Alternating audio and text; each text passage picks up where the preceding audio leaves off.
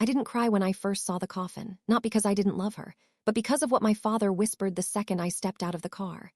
"You've got some nerve showing up," he muttered, adjusting his black tie without even looking at me. "After what you did to her." The church parking lot felt too quiet, too still, like even the air didn't want to move. "What are you talking about?" I asked. He finally turned, eyes cold, sharp, the same eyes that used to make me nervous as a kid. "She died disappointed in you," he said flatly. "She kept asking why you stopped caring, why you never came." The words didn't just hurt, they sank like stones dropped into my chest. "That's not true," I said quickly. "I called her every week. I visited last month." He cut me off with a dry laugh. "Whatever helps you sleep at night." Then he walked away, leaving me standing there like I was 10 years old again, small and stupid and guilty for something I didn't understand. Inside, the church smelled like flowers and dust. Soft organ music played somewhere near the front. People spoke in hushed voices. Black clothes, red eyes, folded hands, and at the center of it all, Grandma, her coffin, white roses around her like snow.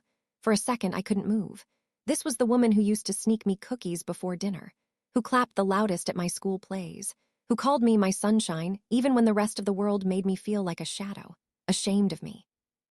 It didn't make sense, it couldn't, but then I started noticing the looks.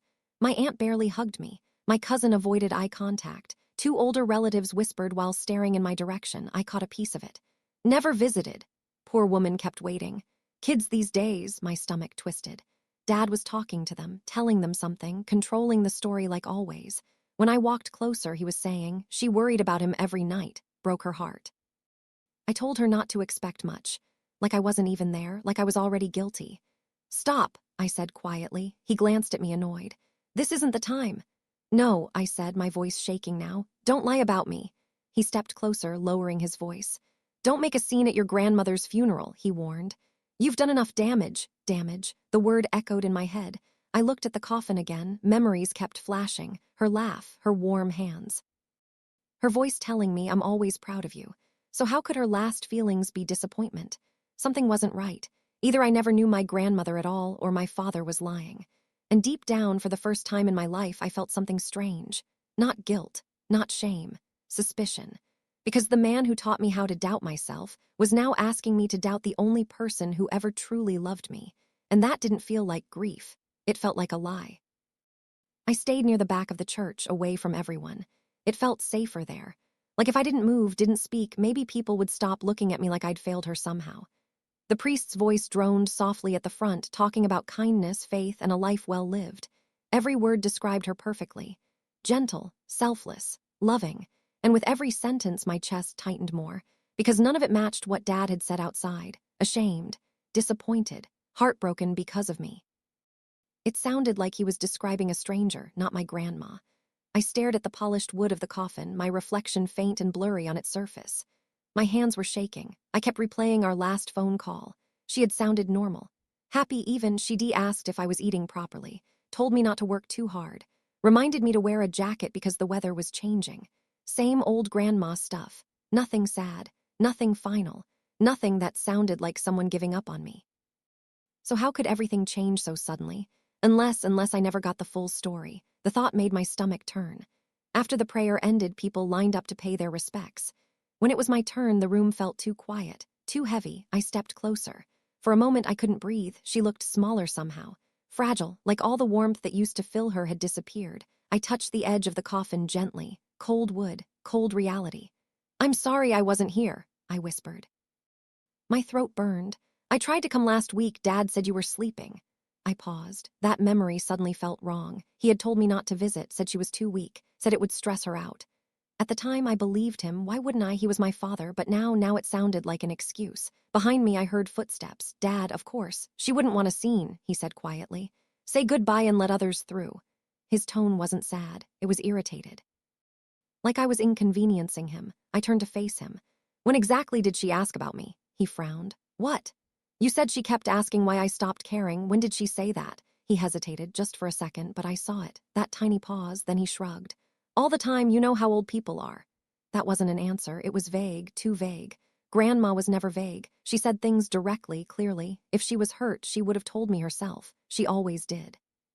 So why was every detail coming from him? Why hadn't I heard it from her? And why wouldn't he look me in the eye? Something cold slid down my spine. This wasn't just grief anymore. This was doubt. Real, sharp, uncomfortable doubt. Because for the first time, I wasn't sure my father was mourning her. It almost felt like he was guarding something, like he didn't want me too close, especially not to her, especially not to the truth. After the service, people gathered outside in small groups, whispering condolences and sharing old memories about her. I should have been standing with them, laughing softly, remembering the good things.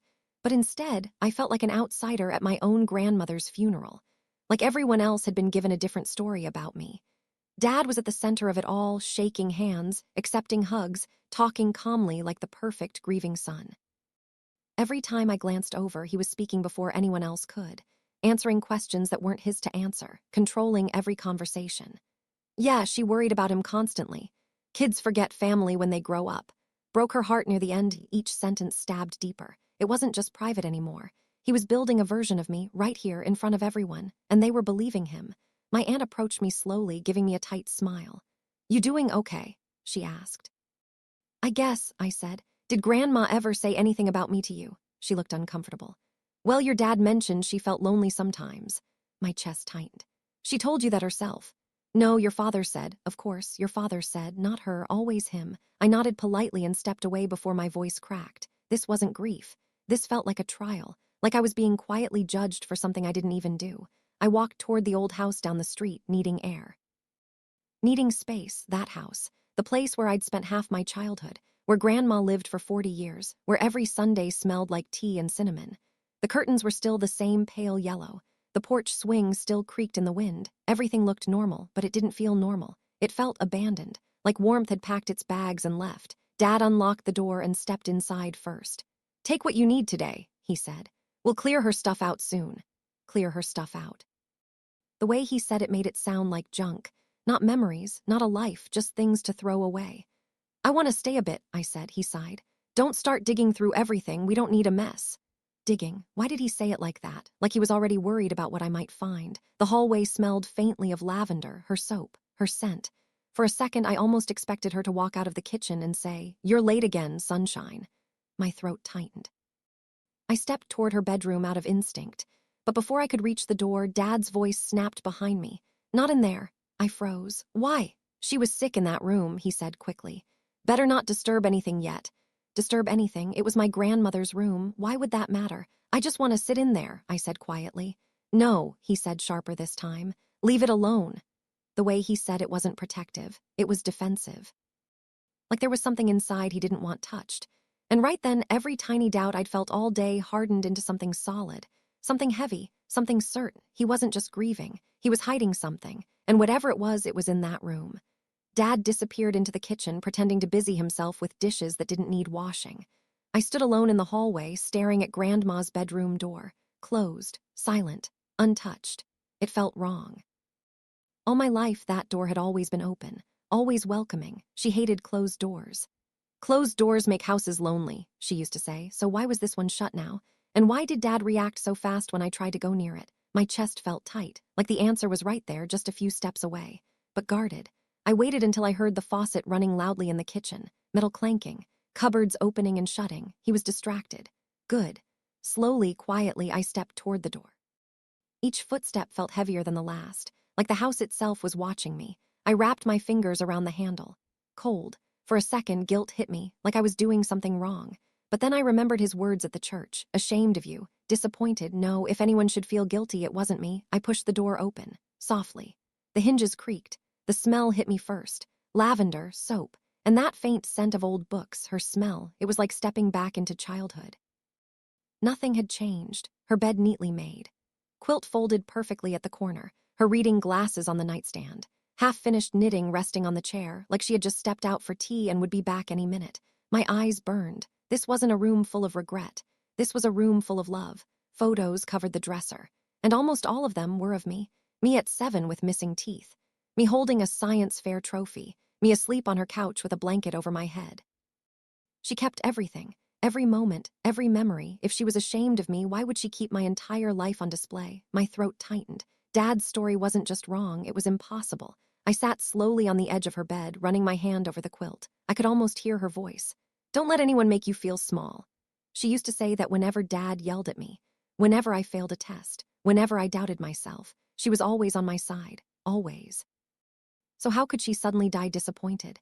It didn't match. None of it matched. That's when I noticed something strange, her desk drawer slightly open just a little. Grandma was obsessively neat. She never left drawers open, ever. I stood and walked toward it. Inside were letters, old birthday cards, drawings I'd made when I was a kid, stick figures, crayon hearts. She kept them all, even the ugly ones. My chest ached. She saved everything I gave her. But according to Dad, I didn't matter to her anymore. Then my eyes landed on something at the back, a small wooden drawer, locked. I didn't remember it being locked before. And taped under the desk, I saw a tiny brass key. My heart skipped, because suddenly this didn't feel like coincidence. It felt like something she wanted hidden, something meant for someone, maybe me. My fingers hovered over the tiny brass key for a long moment. It was taped carefully underneath the desk, hidden where no one would casually look. That wasn't random. Grandma wasn't forgetful or messy. If she hid something, it was on purpose. And suddenly my heartbeat felt too loud for the quiet room. Thump, thump, thump. I peeled the tape slowly, trying not to make noise. The metal felt warm from my hand, small and old, slightly scratched like it had been used 1,000 times. A memory flashed. When I was little, she used to hide candy the same way. Best hiding places are the ones no one thinks to check, she'd wink. Was this the same thing, or something bigger? I glanced toward the hallway, still quiet. Water running in the kitchen. Dad humming under his breath, acting normal, too normal. Like nothing in this house could possibly matter. My chest tightened. If he didn't want me in this room, then whatever this key opened mattered a lot. I knelt in front of the desk and slid the small locked drawer open just enough to see the keyhole. My hands were shaking now. I told myself I was being dramatic. It was probably just old papers, recipes, bills, random junk, but deep down I knew it was. I slid the key in. It fit perfectly. For a second I hesitated, because once I opened it, something would change. You don't hide ordinary things, you hide truths, and I wasn't sure I was ready for the truth. But then Dad's voice echoed in my head again. She died disappointed in you. Anger flared, sharp, hot. No. There was something here about me I deserved to know. I turned the key, click. The sound felt louder than a gunshot. I froze, waited, no footsteps, no shouting. Good. Slowly, carefully, I pulled the drawer open. Inside wasn't junk. It was organized, too organized, stacks of envelopes tied with string, old photographs, a small jewelry box. And on top of everything, a bundle of letters, all addressed to me. My name written in her soft, shaky handwriting. Dozens of them. My stomach dropped. Why would she write me letters and never send them? I grabbed one. The date on the corner made my breath hitch. 3 months ago. Another one last month. Another 2 weeks ago. These weren't old memories. These were recent. She had been writing to me, a lot. So why didn't I get any of them? My mind raced. I checked my phone instinctively. No missed messages, no mail, nothing. Which meant they never left this house. Which meant someone kept them here. Someone who didn't want me reading them. A cold realization slid through me like ice water. Dad. My chest tightened so hard it hurt. All this time I thought maybe I hadn't called enough. Maybe I hadn't visited enough. Maybe I'd failed her somehow. But what if I never got the chance? What if someone made sure of that? My hands trembled as I reached for the top envelope. It looked newer than the others, cleaner, untouched. And across the front, in slightly messier handwriting, were 3 words that made my heart stop. For my sunshine. The nickname only she used. I swallowed hard, because suddenly this wasn't just a drawer, this was proof. And whatever was inside that letter was about to change everything I thought I knew. For a moment I just stared at the envelope. For my sunshine. The letters were slightly shaky, like her hands had trembled while writing them. I traced the ink with my thumb, my chest tightening so hard it almost hurt to breathe. She always called me that. Never by my name, not kid. Not hey you. Always sunshine, because she said I smiled too much when I was little, because I lit up rooms. Dad used to roll his eyes whenever she said it was childish. Said she bobbied me too much. And now here it was, her handwriting, her nickname. Proof that whatever Dad told me didn't match this. I carefully opened the envelope, trying not to tear it. The paper inside was folded twice. Soft, worn at the edges, like she had held it a lot before hiding it away. My heart pounded so loud I thought Dad might hear it from the kitchen. I unfolded it slowly. Her handwriting filled the page, uneven, but familiar. And the first line made my vision blur instantly. My dear sunshine, if you're reading this, it means I didn't get to say goodbye the way I wanted. My throat closed. I swallowed hard and kept reading. I asked your father to call you many times. I told him I wanted to hear your voice. He kept saying you were busy or tired or that you didn't want to come. My hands started shaking. What? I didn't believe him, not my sweet boy. You never forgot me before, but he wouldn't let me use the phone much anymore, said I needed rest. The room felt smaller, the air heavier. He thinks I spoil you. We argue about you more than you know. He says I make you weak. I say I make you loved. A tear slipped down my cheek. Even now, even sick, she was defending me. I need you to know something very important, in case he ever tells you otherwise. My heart nearly stopped. The next line felt like it burned into the page. I have never, not once, been ashamed of you. I broke. A quiet, painful sound escaped my throat. Not ashamed. Never. I am proud of you every single day. Proud of your heart. Proud of your kindness. Proud of the person you became despite everything. Despite everything. She knew. She knew how hard it had been growing up with Dad. I worry he tries to turn you against yourself. Don't let him, sunshine. Don't ever believe you are not enough. My chest felt like it was splitting open. All this time, all this guilt, all those nights wondering if I had disappointed her, it was a lie. A complete lie.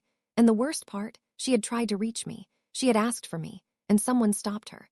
Someone kept us apart. The last line made my hands tremble so badly I could barely hold the paper. If anyone ever tells you I died disappointed in you, please know they are lying. I will leave this world loving you more than anything. Footsteps suddenly creaked in the hallway outside. My heart jumped into my throat, Dad coming closer. And I was still kneeling on the floor, holding proof that he had lied about everything. The floorboard outside the room creaked.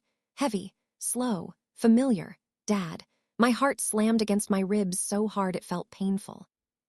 Instinctively, I folded the letter and shoved it back into the envelope, then slipped it inside my jacket. The drawer was still open. The key still hanging from the lock. Idiot. I quickly turned the key back, slid the drawer shut, and pocketed the key just as his shadow stretched across the hallway. Hey, his voice called out. What are you doing in there? I stood up fast, wiping my eyes with my sleeve. Nothing, I said, hoping my voice sounded normal. It didn't. It sounded small. Caught. He appeared at the doorway, leaning against the frame, arms crossed. His eyes scanned the room. Then me, then the desk. For just a second, something flickered across his face. Worry. Didn't I tell you not to mess with her stuff? He asked. I wasn't messing, I said quietly. Just sitting. He stepped inside anyway, like he didn't trust me, like I was a thief. His gaze moved around the room too carefully. Checking, making sure everything was exactly where he left it, not where she left it. Where he left it, that realization hit me hard. He had already gone through her things, maybe before the funeral, maybe right after she died, sorting, removing, hiding. How many letters had he seen? How many had he kept from me? The thought made my stomach twist with anger. You should start packing what you want, he said flatly. I'm donating most of this tomorrow. Tomorrow, so fast, like he couldn't wait to erase her. Donating? I asked. Already? What's the point of keeping junk? He snapped. She's gone. Junk. The word made something inside me snap. This wasn't junk. This was her life, our memories, and maybe evidence. He turned to leave, then paused at the door. You know, he added casually, she really took it hard when you stopped visiting. There it was again. The lie, like he couldn't help repeating it, like he needed me to believe it. But this time it didn't hurt. It didn't make me doubt myself. It made me angry, because I knew the truth now. I had her words in my pocket. Her handwriting, her love, proof. And suddenly I saw him differently. Not as my strict, disappointed father, not as someone who knew better, but as a scared man, a jealous man, someone who couldn't stand that his own mother loved me more openly than she loved him, someone who tried to rewrite reality just to protect his pride. He left the room, his footsteps fading down the hall. The second he disappeared, I pulled the envelope back out. My hands weren't shaking anymore. They were steady. Because guilt had been replaced with something stronger. Certainty. He didn't just lie once. He lied for years, blocked calls, stopped visits, told stories behind my back, kept letters hidden, kept us apart. And if there were dozens of letters in that drawer, then this wasn't the only truth he buried. I looked back at the desk, at the locked drawer, at the rest of the envelopes tied together neatly. There were more answers in there, more proof, more of her voice. And this time, I wasn't stopping at one letter. The house went quiet again after Dad's footsteps disappeared down the hall. Too quiet. The kind of silence that presses against your ears. I stood there for a moment, listening carefully, making sure he wasn't coming back. Kitchen cabinet, fridge door, TV turning on. Good. He de-settled in. He thought I'd stopped. He thought I'd listen like always, back off like always. But something inside me had changed. For years, I'd believed every version of myself he created. Too sensitive, too irresponsible, not good enough. And now I had my grandmother's voice in my pocket telling me the opposite. Telling me I was enough, telling me he lied. That kind of truth, it makes you brave. I locked the bedroom door softly, something I'd never done before in this house. Then I went back to the desk. My heart wasn't racing this time. It felt focused, sharp, like I was finally awake. I pulled the key out of my pocket and unlocked the drawer again. Click. This time, the sound didn't scare me. It felt right, like opening something that should have been opened a long time ago. I slid the drawer fully out and placed it on the desk. Dozens of envelopes, all with my name, some slightly yellowed, some newer, all carefully stacked and tied with string. She hadn't just written one letter. She'd been writing to me for months, maybe longer. My chest tightened at the thought. How many nights had she sat here alone, thinking of me, writing words I never got to read? How many times had she waited for me to reply to letters I never received? Dad didn't just lie once. He stole time from us, time we could never get back. I untied the bundle slowly. The first letter was dated almost a year ago. Inside, she wrote about planting tomatoes in the garden, about how the neighbor's cat kept stealing her fish, about missing my laugh. Simple things, normal things, but at the bottom, one sentence stood out. I told your father to invite you for dinner Sunday, but he said you were too busy these days. My jaw tightened. Too busy. I had been home that entire weekend. No one told me. I opened another, then another. Each one the same pattern. She asked for me. He answered for me. She waited. I never showed. Not because I didn't care, because he never let me know. One letter made my chest ache. I hope you're not upset with me for not calling much. Your father says you prefer space now. I don't want to bother you, but I think about you every day. My vision blurred. She thought I wanted distance. She thought I chose silence. Well, I thought she was just resting or forgetting or getting weaker. He made both of us feel unwanted, on purpose. Who does that? What kind of father keeps his own child away from the one person who loves him most? My hands clenched into fists. This wasn't just jealousy. This was control. Years of it. Then at the very bottom of the drawer, under all the letters, I noticed something else. A small, sealed envelope. Different from the others. Thicker, heavier. And across the front, written more urgently than the rest. Open this if something happens to me. My heart dropped, because whatever was inside felt bigger than everything else, like the final piece, like the truth Dad never wanted me to see.